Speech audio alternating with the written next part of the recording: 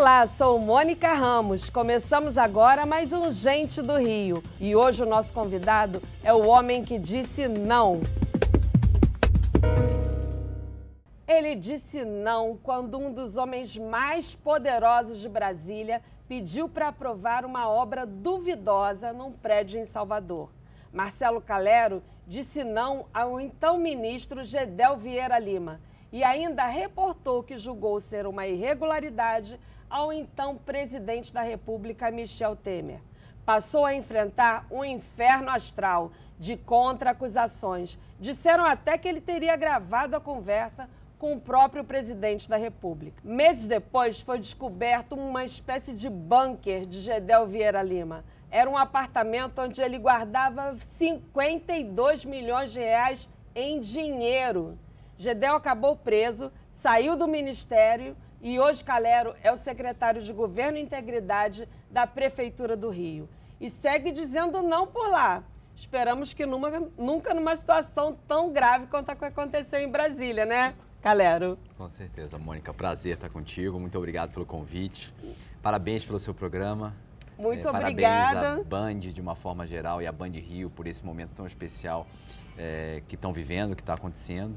Então é um prazer estar aqui com você, prazer falar com a sua audiência também. E nós agradecemos muito a sua presença aqui no nosso programa. Marcelo Calero, secretário de Governo e Integridade da Prefeitura do Rio.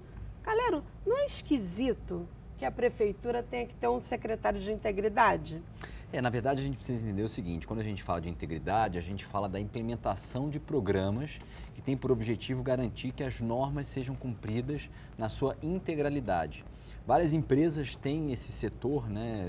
Tem um nome um pouquinho mais sofisticado, né? Compliance. Compliance, é a palavra da moda, compliance. Exatamente. E quando a gente fala na esfera pública, o nosso entendimento é que integridade é a palavra que melhor, consegue abarcar esse conjunto de ações, esse conjunto de ferramentas que tem por objetivo, como eu falei, garantir que as normas sejam cumpridas na sua integralidade. Eu costumo dizer o seguinte, Mônica, que a corrupção é igual água. Ela sempre arranja um caminho para, transitar. Principalmente nesse jeitinho brasileiro, a malandragem carioca. Todo mundo é contra a corrupção, mas todo mundo quer furar uma fila, quer dar um jeitinho, quer pagar uma propina para o guarda não multar, né? É isso, é o paradoxo brasileiro, né? Que quando você pergunta assim, você se acha honesto? Em geral, o brasileiro fala assim, eu sou super honesto. Mas e os brasileiros, você acha desonestos? Brasileiro é muito desonesto, não quer cumprir nenhum tipo de norma, nenhum tipo de regulamento. Aí você fala, mas você não é brasileiro? É um paradoxo. O todo, a imagem que nós temos do todo não combina com a imagem que cada indivíduo tem de si próprio.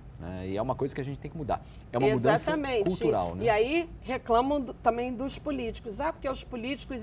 Quem vota nos políticos? Quem escolhe os políticos? E os políticos são reflexo né? Acabam também fazendo o que a população pede, né? O que é importante lembrar que os políticos brasileiros não vêm de Marte, né? Vêm do Brasil, vêm desse contexto, nascem nesse contexto. E claro que o engajamento maior da sociedade proporciona que nós consigamos também renovar a classe política e trazer pessoas com... E quando eu falo de renovação, não se trata necessariamente de pessoas mais novas, né? Pessoas com pouca experiência, não é isso. É pessoas que têm uma mentalidade, que consigam ter uma visão que coadune com aquilo que a gente espera para um país, moderno, né? Para um país que quer realmente fazer com que as coisas deem certo. Mas então o nome integridade vem do compliance, mas a gente acaba tendo também outras ferramentas que estão aí dentro desse termo, né? A principal delas é a transparência, né? Outra importante é governo digital.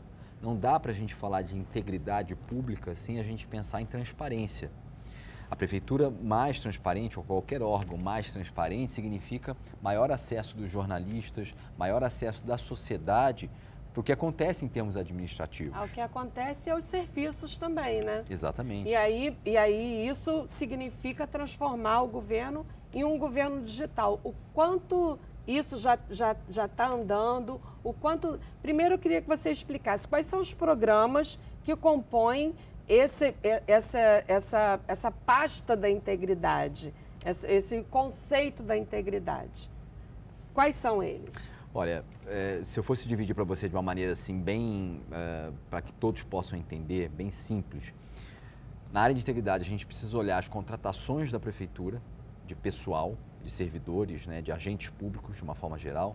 A gente precisa olhar a contratação de fornecedores e a gente precisa garantir que haja uma transparência por parte das ações governamentais no ambiente digital. Então, eu dividi aqui em 4 vetores, né? Contratações de servidores, de agentes públicos, de fornecedores, a questão da transparência e a questão do governo digital. Eu vou destacar agora, nesse momento, assim, algumas ferramentas que estão nesses vetores, né? Quando a gente fala de contratação de servidores de agentes públicos, desde o dia 1º de janeiro do ano passado, no primeiro dia da gestão do prefeito Eduardo Paes, todos os agentes públicos nomeados pela prefeitura têm que responder a um questionário. O pessoal até brinca dizendo que só faltava a gente pedir o boletim do Jardim de Infância. Já me falaram que vocês pedem, inclusive, rendimento de ex-mulher, de...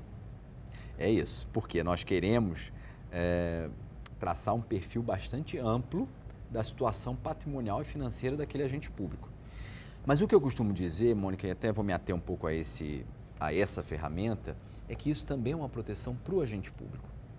Porque caso ele, sei lá, adquira um bem e isso seja questionado eventualmente, ele pode mostrar com esse histórico que ele informou que eventualmente tinha uma renda extra derivada, sei lá, de um patrimônio, derivada do fato de que a mulher herdou algum dinheiro e ele fez esse dinheiro, enfim, render.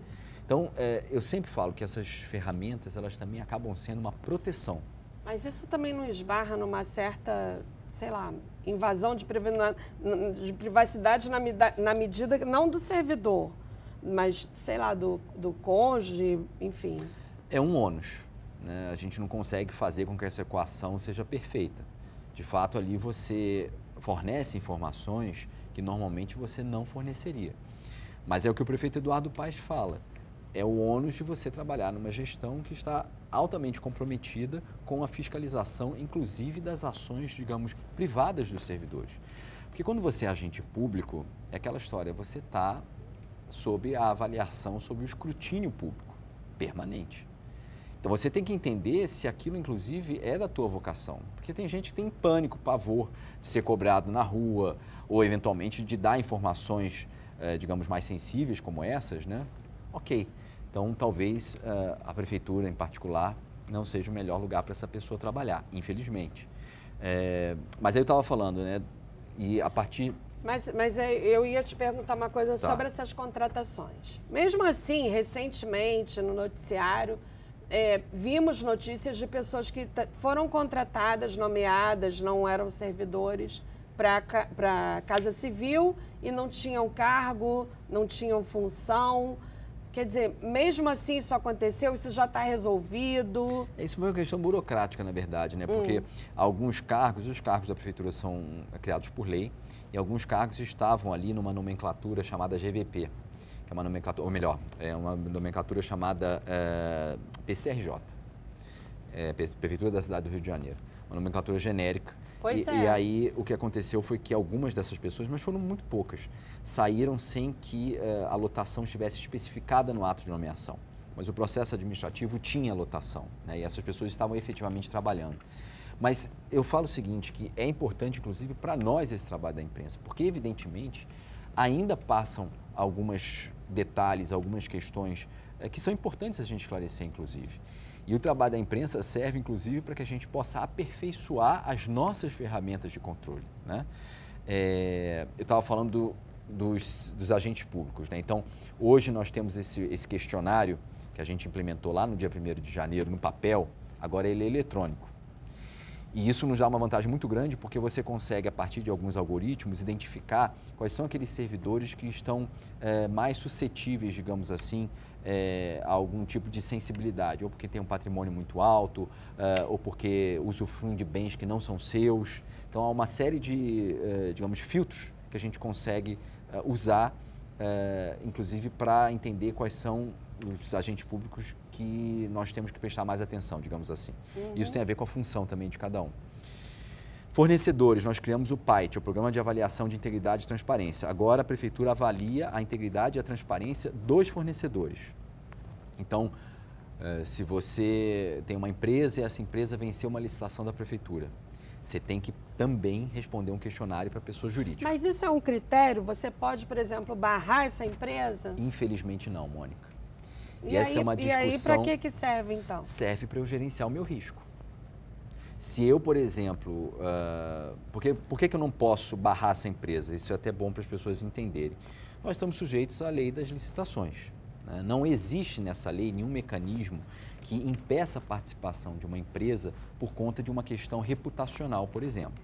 Por conta dessa empresa ter X processos contra ela. Não existe isso. Isso seria um cerceamento do direito de participação da empresa. A não ser nos casos em que a empresa foi condenada e não pode participar por força de uma decisão judicial. Mas esses casos são exceções, né?